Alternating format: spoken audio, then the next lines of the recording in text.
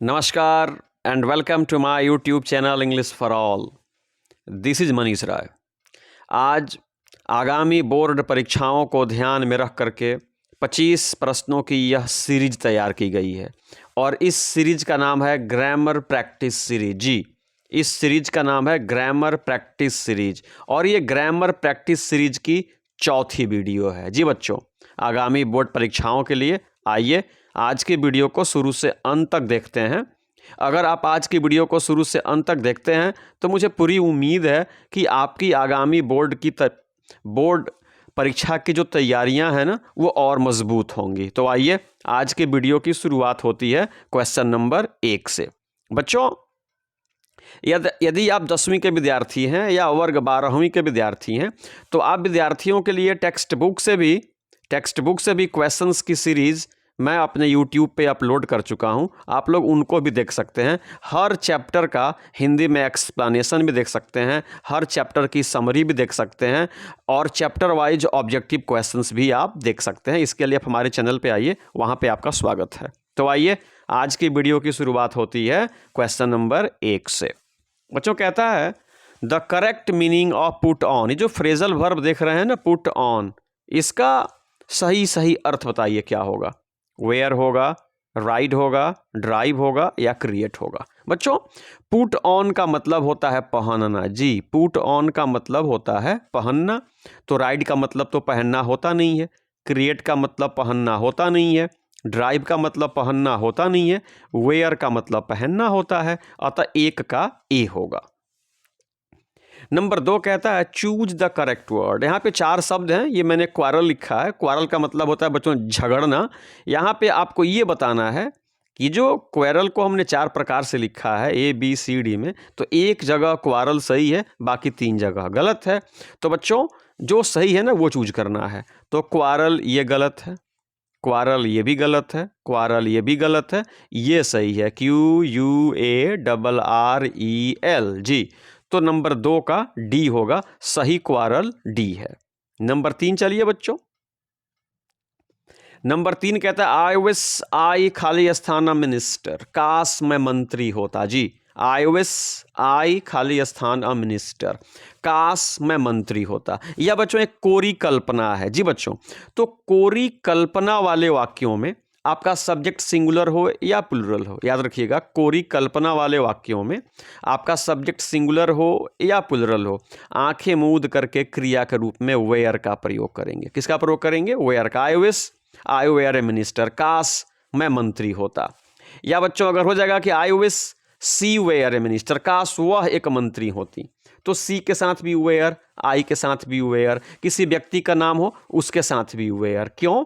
क्योंकि यहाँ पे एक ऐसी कल्पना, कोरी कल्पना का भाव व्यक्त हो रहा है जिसकी पूर्ति असंभव सी है। अतः इस प्रकार के एक्सप्रेशंस में आपका सब्जेक्ट कुछ भी हो, आप वेयर का प्रयोग करेंगे। ठीक है। नंबर 4 देखिए बच्चों। माई फ्रेंड केम खाली स्थान होम लेट नाइट। मेरा मित्र जो था ना वह देर रात घर आया। जी, मेरा मित्र जो था वह देर रात घर आया। तो यहाँ पे 3 प्रेपोजिशन दिए हुए हैं, टू है, इन है, बाई है, नॉन है। क्या होगा? तो साधारणतः बच्चे यहाँ पे टू कर देते हैं। मैं बताऊं बच्चों, जब भी होम दिखे ना तो होम का प्रयोग एडवर्ब के रूप में होता है। तब हम वहाँ पे किसी भी प्रकार के प्रेपोजिशन का प्रयोग नहीं करते हैं। यहाँ पे क्रॉस होगा, इसलिए यहाँ पे नॉन होगा। जी, होम के पहले आप टू का प्रयोग नहीं करेंगे। लेकिन अगर यही हो जाता ना हीज होम, क्या हो जाता? हीज होम या हर होम या आवर होम, तब यहाँ पे टू का प्रयोग करते। तो हीज, हर, आवर इत्यादि नहीं है, तो होम के पहले आप प्रेपोजिशन का प्रयोग टू नहीं करेंगे। अतः नंबर 4 का सही जवाब क्या होगा बच्चों? नॉन। यहाँ पे क्या कर देंगे? क्रॉस। नंबर 5 कहता है can you please start now. क्या आप अब पढ़ना शुरू कर सकते हैं? तो यहाँ पे रीड है, रीड्स है, रीडिंग है और विल रीडिंग है। बच्चों मैं बताऊं आपको कि अगर वाक्य में कहीं भी स्टॉप या स्टार्ट दिखे, क्या दिखे? स्टॉप या स्टार्ट, तो उसके बाद जब वर्ब आएगी ना वह चौथे रूप में होगी, उसमें ING लगा रहेगा, वह जेरेंडियल फॉर्म में होगी। फिर से दोहरा रहा हूं कि यदि वाक्य में स्टार्ट और स्टॉप का प्रयोग हो और उसके बाद वर्ब लाना हो ना, तो हमेशा वह जेरेंडियल फॉर्म में होगी, हमेशा उस वर्ब में आईएनजी लगेगा, हमेशा वह वर्ब चौथे रूप में होगी। तो चौथा रूप कौन है बच्चों? रीडिंग है। कौन है? रीडिंग है। अतः 5 का सी होगा। Can you please start reading now? क्या आप अब पढ़ना शुरू करेंगे? नंबर 6 देखिए बच्चों। नंबर 6 कहता है Somnath is always as busy as. Somnath हमेशा व्यस्त रहते हैं, उतने ही व्यस्त रहते हैं जितनी चिड़िया, जितनी मधुमक्खियां, जितनी मक्खियां, जितने कौवे। क्या होगा बताइए बच्चों, सोचिए। एज बिजी एज, इस प्रकार के तुलना में व्यस्त होने की तुलना हमेशा बीज से, मधुमक्खियों से करते हैं बच्चों। अतः 6 का क्या होगा? B. Somnath is always as busy as bees. याद रखिएगा, एज बिजी एज बीज, यानी सोमनाथ हमेशा मधुमक्खियों की तरह व्यस्त रहते हैं। अतः 6 का बी होगा। 7 देखिए, देयर खाली स्थान 2 errors in your essay.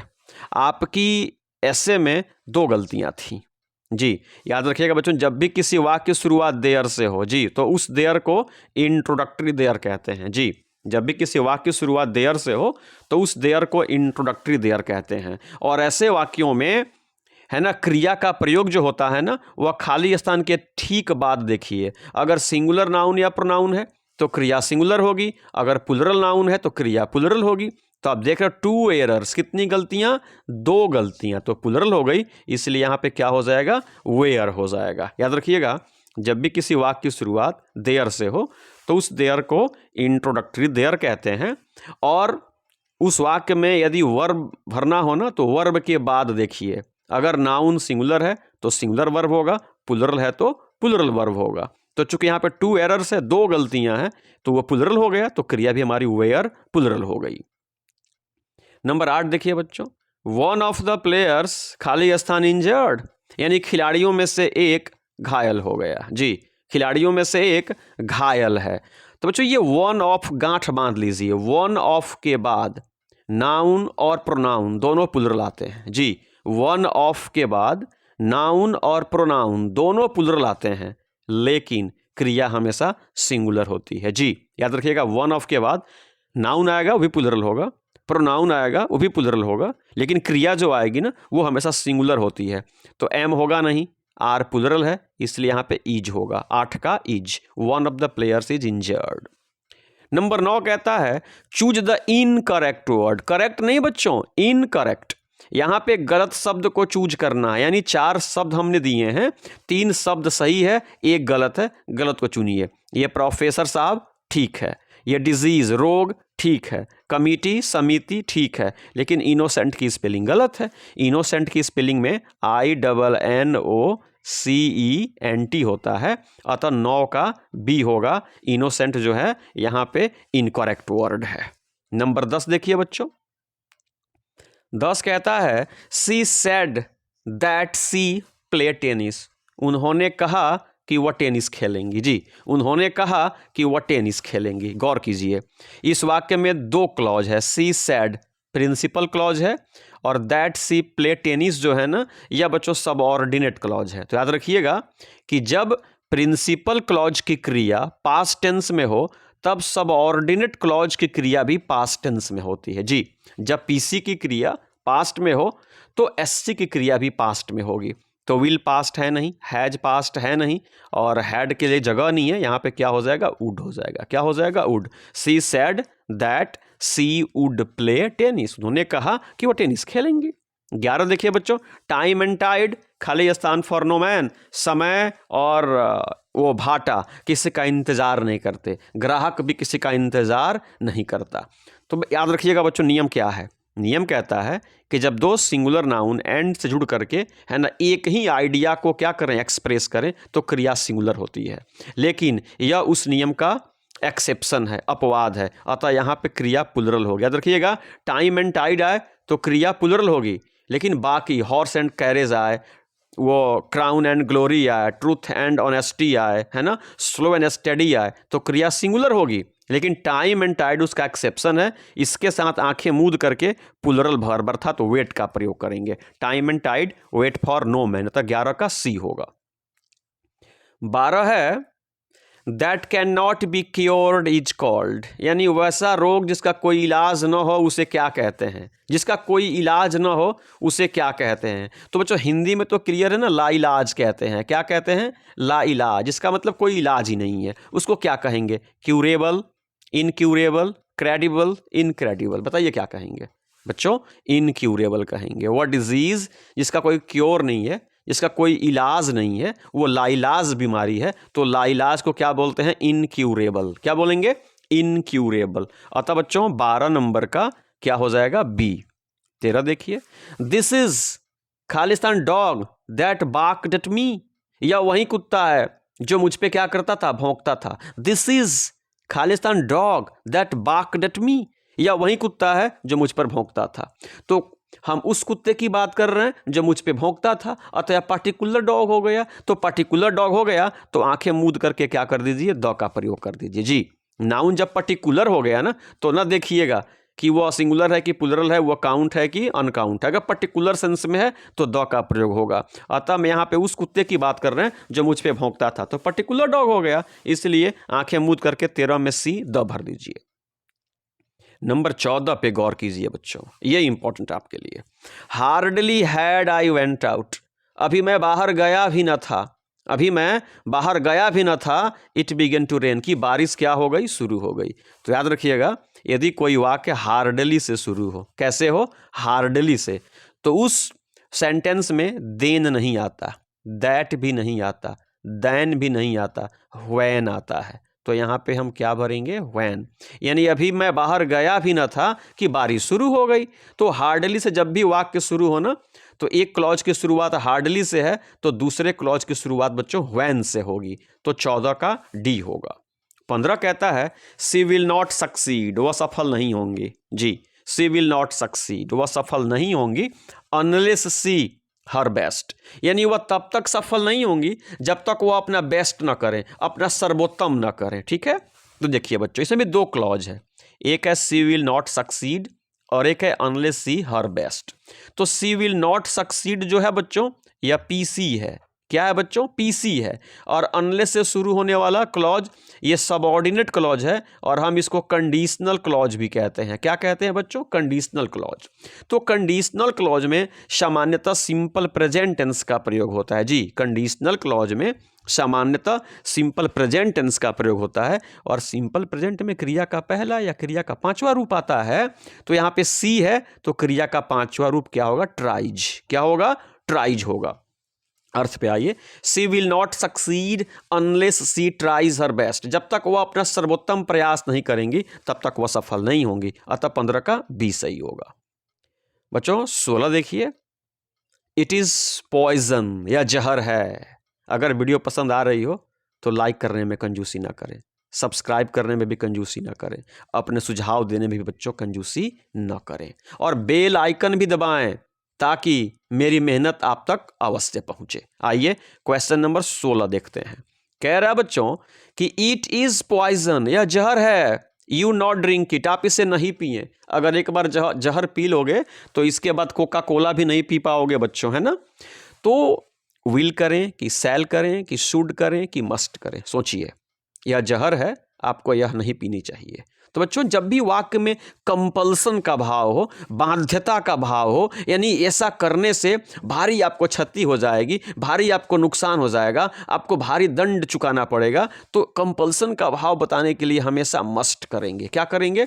Must करेंगे। तो it is poison, you must not drink it, यह जहर है, आपको इसे अवश्य नहीं पीना चाहिए। अगर ये पी लेंगे तो आपकी जीवन लीला समाप्त हो जाएगी, अतः यह आपको अवश्य नहीं पीना चाहिए। कंपल्सन का भाव है, अतः 16 का क्या होगा? डी होगा।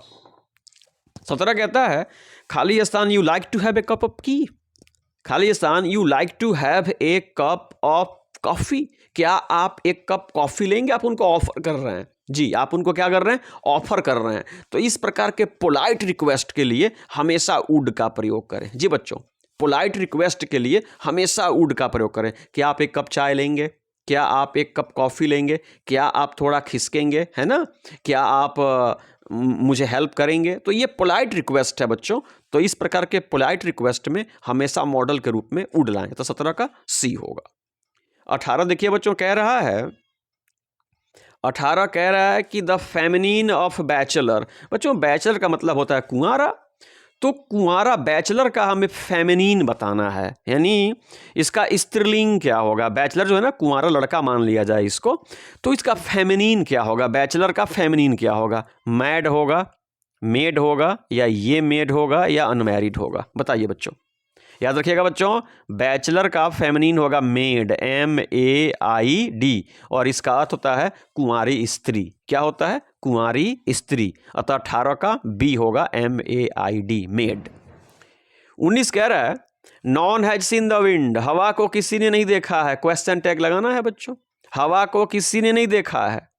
तो बच्चों नॉन के आ जाने से यह वाक्य निगेटिव हो गया। तो जब ये निगेटिव हो गया तो नियम कहता है कि जब वाक्य निगेटिव है तो क्वेश्चन टैग पॉजिटिव होगा, और जब वाक्य पॉजिटिव है तो क्वेश्चन टैग निगेटिव होगा। तो चूंकि वाक्य निगेटिव है इसलिए क्वेश्चन टैग आपका पॉजिटिव होगा। तो फिर C निगेटिव है और D निगेटिव है, दोनों को हटा दीजिए। अब बच गया हैज दे और हैव दे। तो यहाँ पे हैज है तो आप यहाँ पे हैज ले लीजिए, और नॉन है तो आप क्या ले लीजिए, दे ले लीजिए। लेकिन देखिए दे के साथ फिर हैज एग्री नहीं करता, तो दे के साथ क्या एग्री करेगा, हैव। तो यहाँ पे सही क्या हो जाएगा, हैव दे।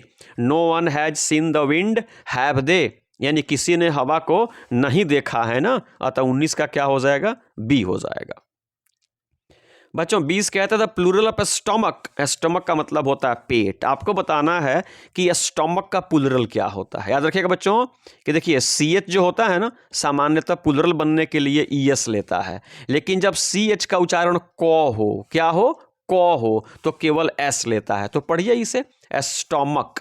तो CH को क्या पढ़ रहे हो, क। तो जब भी CH का उच्चारण क हो तो प्लूरल बनने के लिए केवल S लेता है। अतः 20 का B होगा, स्टमक का प्लूरल स्टमक्स होगा। 21 कह रहा है सीमा अनलाइक हर सिस्टर्स, यानी सीमा उसकी बहनें नहीं। जी, सीमा उसकी बहनें नहीं, सुंदर हैं। तो यहाँ पे वाज करें, वेयर करें, आर करें, एम करें, क्या करें, सोचिए। जब दो सब्जेक्ट्स को लाइक, अनलाइक है ना, with, as well as, together with, along with से क्या करते हैं, जोड़ते हैं। क्या करते हैं, जोड़ते हैं। तो क्रिया जो होती है ना इन शब्दों के पहले आने वाले सब्जेक्ट के हिसाब से सिंगुलर या प्लूरल होती है। तो अनलाइक के बाद में मत देखिए, सिस्टर्स पे न जाइए, अनलाइक के पहले आइए। तो अनलाइक के पहले क्या है, सीमा है। तो सीमा के हिसाब से क्रिया का प्रयोग कीजिए। तो सीमा के साथ वाज एम होगा नहीं, आर होगा नहीं, वेयर होगा नहीं, क्या होगा, वाज होगा। तो Seema unlike her sisters was beautiful, यानी सीमा सुंदर थी, उसकी बहनें नहीं, है ना। तो unlike, like, as well as, together with, along with, दो शब्द जोड़ेंगे ना तो क्रिया इन शब्दों के पहले आने वाले सब्जेक्ट के हिसाब से सिंगुलर या प्लूरल होगी। तो पहले सीमा आया इसलिए सीमा सिंगुलर है, तो हमने वाज कर दिया। नंबर 22 देखिए बच्चों, कह रहा है खाली स्थान माई रिक्वेस्ट, यानी मेरे आग्रह पे ही गेव अप स्मोकिंग, उन्होंने धूम्रपान करना छोड़ दिया, बीड़ी पीना छोड़ दिया, सिगरेट पीना छोड़ दिया, चिलम पीना छोड़ दिया। किस पे, मेरे रिक्वेस्ट पे। तो मेरे रिक्वेस्ट पर एट जाइएगा, at my request, on my request नहीं, बाय माई रिक्वेस्ट नहीं, फ्रॉम माई रिक्वेस्ट नहीं, एट माई रिक्वेस्ट। जी, मेरे आग्रह पे उन्होंने बीड़ी पीना छोड़ दिया, तो एट माई रिक्वेस्ट ही गेव अप स्मोकिंग। अतः 22 का ए होगा। 23 कह रहा she is short to touch the ceiling, वह इतनी नाटी हैं, वह इतनी छोटी हैं कि छत छू नहीं सकती। तो भेरी ये नेगेटिव टाइप का वाक्य है ना, भेरी होगा नहीं, इनफ होगा नहीं, क्या करेंगे, टू। जी, she is too short to touch the ceiling, वह इतनी छोटी हैं कि सीलिंग छू नहीं सकती। आप पढ़े ना रिमूवल ऑफ टू, वही है बच्चों। तो 23 का क्या हो जाएगा, बी हो जाएगा, टू। 24 देखिए, 24 कह रहा है कि वी हैव नॉट खाली स्थान हर फॉर लॉन्ग, हम लोगों ने लंबे समय से उनको नहीं देखा है। जी, हम लोगों ने लंबे समय से उनको नहीं देखा है। बच्चों यह हैव है ना, यह प्रेजेंट परफेक्ट का वाक्य है, और प्रेजेंट परफेक्ट की बनावट होती है हैज या हैव, और उसके बाद हमेशा क्रिया का तीसरा रूप लगता है। तो सी तीसरा है नहीं, सॉ तीसरा है नहीं, सीन तीसरा है। अतः 24 का सी होगा, we have not seen her for long, हम लोगों ने लंबे समय से उनको नहीं देखा है। अंतिम देखिए, अंतिम है लेकिन कम महत्वपूर्ण नहीं है, स्पीच का मामला है। सुनिए, ही सेड, उन्होंने कहा डोंट टॉक, उन्होंने कहा बातें नहीं करो। जी, उन्होंने कहा बातें नहीं करो। ये क्या है, निगेटिव ऑर्डर है, ये निगेटिव कमांड है। तो सामान्यतः निगेटिव कमांड में हम नॉट टू का प्रयोग करते हैं। किसका प्रयोग करते हैं, नॉट टू का।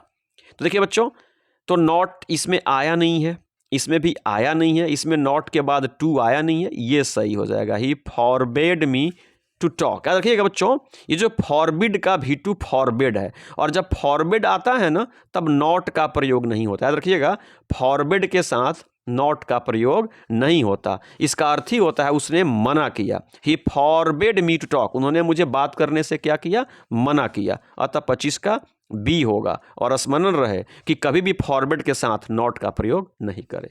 तो ये आज के 25 वाक्य थे बच्चों, 2 बार जरूर देखिए और मेरे द्वारा बताए गए नियमों को आत्मसात करने की कोशिश कीजिए, क्योंकि अगर एक बार आप इन नियमों को आत्मसात कर लेंगे तो आजीवन ये नियम आपके काम आएंगे। तो उम्मीद करते हैं कि आज की वीडियो आपके लिए उपयोगी साबित होगी। अगर वीडियो उपयोगी साबित आपको लगे कि आपके लिए उपयोगी साबित हो रही है तो प्लीज़ चैनल से जुड़िए, सब्सक्राइब कीजिए, वीडियो को लाइक कीजिए, अपने मित्रों से भी शेयर कीजिए और आगे सुधार के लिए अपने कमेंट्स भी कीजिए। तो आइए आज की वीडियो को समाप्त करते हैं। मेरे साथ बोलिए जय हिंद।